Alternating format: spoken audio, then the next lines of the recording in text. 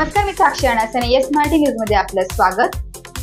आता पाहूया एक स्पेशल रिपोर्ट. चिंचोदा येथील महिला नार नदीत गेली वाहून. सुरगाणा तालुक्यातील चिंचोदा गहाले येथील मंगला बागुल वय वर्ष 62 ही महिला शनिवारी दिनांक 3 ऑगस्ट रोजी सायंकाळी 7:30 वाजता शेतात डबा घेऊन जात असताना करकरीच्या नाल्याला अचानक पूर आल्याने त्यात वाहून गेली आहे. रविवारी दिनांक 4 ऑगस्ट रोजी भवाडा परिसरात नार नदीत सकाळी 8 वाजता तिचा मृतदेह आढळलाय.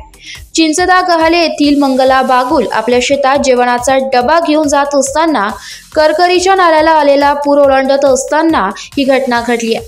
सायंकाळपर्यंत अजूनही पावसाचा जोर कायम असल्याने अंत्यविधी झालेला नव्हता. याबाबत बारे पोलीस ठाण्यात अकस्मात मृत्यूची नोंद करण्यात आली आहे. तिच्या पश्चात पती, 5 मुले, सुना, नातवंडे असा परिवार आहे. एस मराठीसाठी प्रतिनिधी लक्ष्मण बागुल, बोरगाव. ताज्या घडामोडींसाठी yes Marathi news YouTube channel share करा, सबस्क्राईब करा, लाईक करा आणि पाहत राहा येस मराठी न्यूज.